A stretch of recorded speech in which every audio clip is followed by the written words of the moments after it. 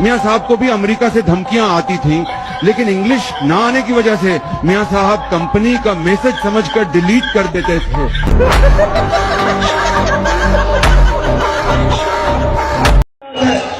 ये दूरी बात है, दूरी बात है। ओ भाई ये दूरी बात है, सुनो। ओ भाई सुने आप जरा, सुने आप जरा, सुने। ओ भाई सुनने यार, खुदा का वो सुनने जरा।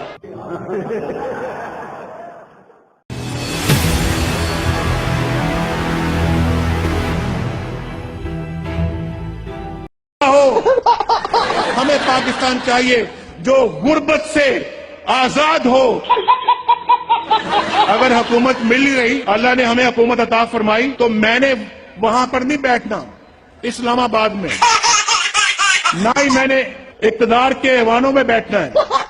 इंशाअल्लाह अगर ऐसा मौका आया तो मुझे और शहबाज शरीफ को आप इस शहर में, पाकिस्तान में, बाजारों में, गलियों में, देहातों में इंशाअल्लाह अपने कंधे के साथ कंधा मिलाते हुए देखेंगे।